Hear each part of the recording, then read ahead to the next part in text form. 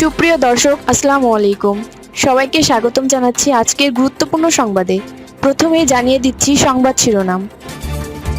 9 মাসের জন্য বন্ধ হচ্ছে সেন্ট মার্টিনে পর্যটক ভ্রমণ। নির্বাচনে আইন শৃঙ্খলা রক্ষায় মারণাস্ত্রের ব্যবহার চায় না বিজিবি। ভাঙ্গায় শিক্ষার্থীকে মারধরের ঘটনায় সংঘর্ষ, শিক্ষক-শিক্ষার্থী অবরুদ্ধ। হাদি হত্যায় ফয়সালের ঘনিষ্ঠ সহযোগী রুবেলের দায় স্বীকার করে আদালতে স্বীকারোক্তিমূলক জবানবন্দি। শুনছিলেন সংবাদ শিরোনাম, এখন বিস্তারিত। তার আগে ছোট্ট একটি আবেদন। যদি আপনি ন্যায় ও মানবতার পক্ষে থাকেন, লাইক দিন। বাংলাদেশের সুষ্ঠু নির্বাচন দেখতে চাইলে কমেন্টসে লিখে জানান বাংলাদেশের শান্তি চাই। আর সাবস্ক্রাইব করুন আমাদের চ্যানেলটি, কারণ আমরা বলি সেই কথা যা অনেক মিডিয়া আড়াল করে। এখন চলুন বিস্তারিত দেখা যাক। দেশের অন্যতম পর্যটন গন্তব্য সেন্ট মার্টিনে আবারও নেমে আসছে দীর্ঘ নীরবতা। পরিবেশ সুরক্ষার কথা মাথায় রেখে কক্সবাজারের টেকনাফ উপজেলার প্রবাল দ্বীপটিতে রবিবার থেকে টানা 9 মাস পর্যটক ভ্রমণ বন্ধ রাখার সিদ্ধান্ত নিয়েছে সরকার। পরিবেশ, বন ও জলবায়ু পরিবর্তন মন্ত্রণালয়ের নির্দেশনা অনুযায়ী শনিবার চলতি মৌসুমের পর্যটন কার্যক্রম শেষ হচ্ছে। ফলে আজই শেষবারের মতো পর্যটক নিয়ে সেন্ট মার্টিনে যাচ্ছে জাহাজগুলো। সাধারণত প্রতি বছর 1 অক্টোবর থেকে 31 মার্চ পর্যন্ত সেন্ট মার্টিনে পর্যটক যাতায়াতের অনুমতি থাকে। তবে এবছর পরিবেশগত ঝুঁকি বিবেচনায় সময়সীমা কমিয়ে 31 জানুয়ারি পর্যন্ত নির্ধারণ করা হয়। কক্সবাজারের অতিরিক্ত জেলা ম্যাজিস্ট্রেট ইমরান হোসেন জানান, রবিবার থেকে পর্যটকবাহী কোনো জাহাজ চলাচলের অনুমতি থাকবে না। সরকার পরবর্তী সময়ে সিদ্ধান্ত পরিবর্তন করলে সে অনুযায়ী ব্যবস্থা নেওয়া হবে।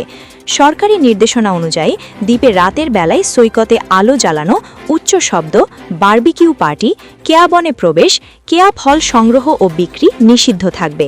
পাশাপাশি সামুদ্রিক কচ্ছপ, পাখি, প্রবাল, রাজকাঁকড়া, শামুক, ঝিনুক সহ কোনো জীববৈচিত্র্যের ক্ষতি করা যাবে না। সৈকতে মোটরসাইকেল ও অন্যান্য মোটরচালিত যান চলাচল নিষিদ্ধ থাকবে। পলিথিন সহ একবার ব্যবহারযোগ্য প্লাস্টিক বহন করা যাবে না। পর্যটকদের নিজস্ব পানির ফ্লাস্ক সঙ্গে রাখার পরামর্শ দেওয়া হয়েছে।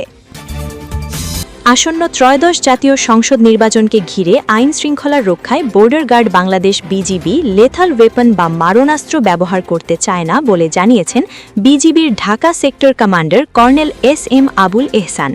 তিনি বলেন, আমরা আইন শৃঙ্খলা রক্ষা করতে গিয়ে লেথাল ওয়েপন বা মারণাস্ত্র ব্যবহার না করার পক্ষে। আমাদের কাজ হবে অত্যন্ত কম শক্তি ব্যবহার করে, কম ফোর্স ব্যবহার করে স্থিতিশীল পরিস্থিতি সৃষ্টি করা। শনিবার রাজধানীর মিরপুরে জাতীয় সুইমিং কমপ্লেক্সে আয়োজিত সাংবাদিক সম্মেলনে এসব কথা বলেন বিজিবির Dhaka sector commander colonel SM Abul Ehsan. তিনি জানান, দেশের 4442 কিলোমিটার সীমান্ত সম্পূর্ণ সুরক্ষিত রেখেই নির্বাচনে সারা দেশে 37,000-এরও অধিক বিজিবি সদস্য মোতায়েন থাকবে। পাশাপাশি কুইক রেসপন্স ফোর্স এবং বিজিবি হেলিকপ্টার ইউনিট সর্বদা প্রস্তুত থাকবে। তিনি বলেন, আসন্ন ত্রয়োদশ জাতীয় সংসদ নির্বাচন সামনে রেখে বর্ডার গার্ড বাংলাদেশ বিজিবি দেশের 4442 কিলোমিটার সীমান্ত সুরক্ষার পাশাপাশি একটি অবাধ, সুষ্ঠু, নিরপেক্ষ এবং গ্রহণযোগ্য নির্বাচন আয়োজনের লক্ষ্যে দেশব্যাপী মোতায়েন রয়েছে। তিনি আরও বলেন, ঢাকা সেক্টরের অধীন ঢাকা ব্যাটালিয়ন 5 ও 26 বিজিবি, নারায়ণগঞ্জ ব্যাটালিয়ন 62 বিজিবি এবং গাজীপুর ব্যাটালিয়ন 63 বিজিবির দায়িত্বপূর্ণ এলাকায় 9টি জেলা এবং 4টি সিটি কর্পোরেশনের মোট 51টি আসনে সর্বমোট 134 প্লাটুন বিজিবি সদস্য 42টি অস্থায়ী বেস ক্যাম্প স্থাপন করে দায়িত্ব পালন করবেন। এছাড়া বিশেষ তল্লাশি কার্যক্রম পরিচালনার জন্য বিজিবির বিশেষায়িত K9 ডগ স্কোয়াড ইউনিট মোতায়েন থাকবে।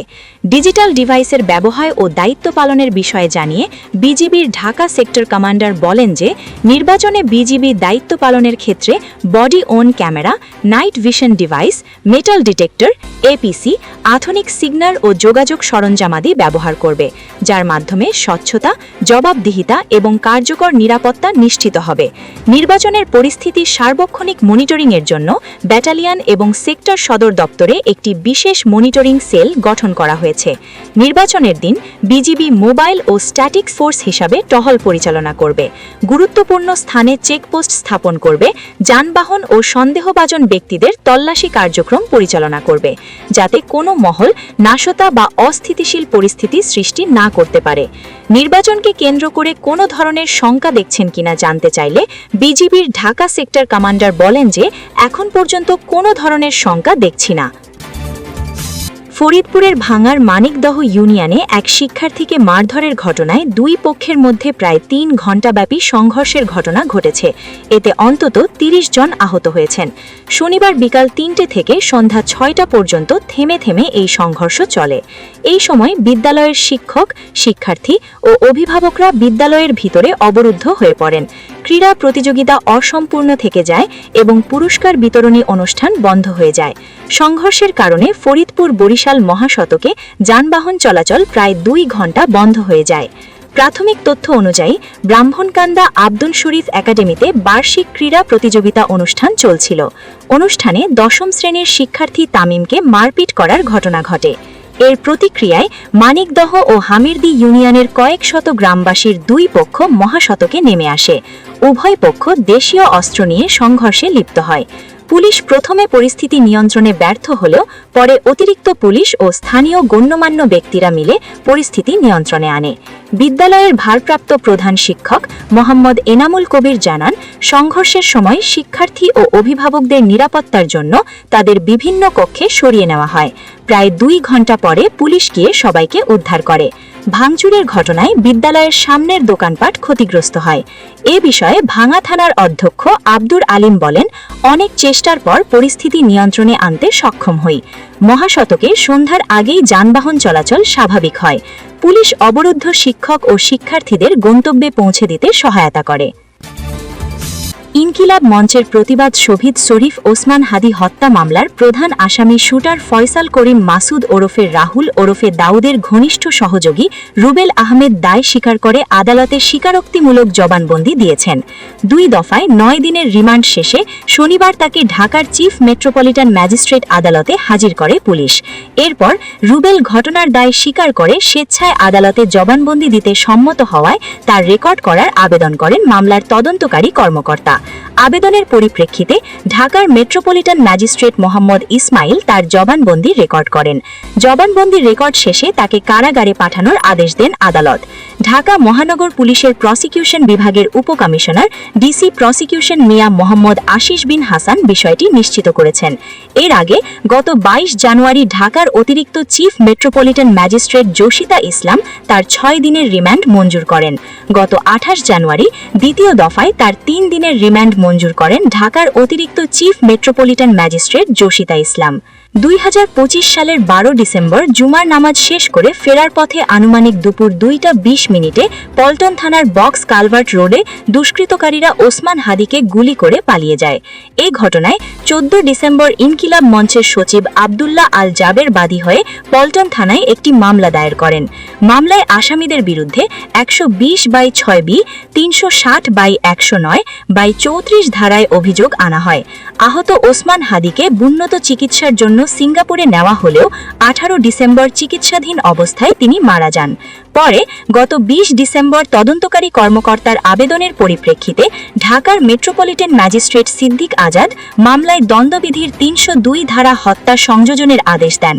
গত ৬ জানুয়ারি ১৭ জনের বিরুদ্ধে ঢাকার চিফ মেট্রোপলিটন ম্যাজিস্ট্রেট আদালতে চার্জশিট দাখিল করেন মামলার তদন্তকারী কর্মকর্তা ডিবি পরিদর্শক ফয়সাল আহমেদ। তবে ডিবির দেওয়া চার্জশিটে অসন্তোষ প্রকাশ করে গত ১৫ জানুয়ারি আদালতে নারাজি আবেদন দাখিল করেন মামলার বাদী। আদালত সেই আবেদন গ্রহণ করে মামলাটি অধিকতর তদন্তের জন্য সিআইডিকে নির্দেশ করেন। বর্তমানে মামলাটি সিআইডি তদন্ত করছে। ডিবির দেওয়া চার্জশিটে মোট ১৭ জনকে অভিযুক্ত করা হয়েছে, যাদের মধ্যে ১১ জন বর্তমানে কারাগারে এবং বাকি ৬ জন পলাতক।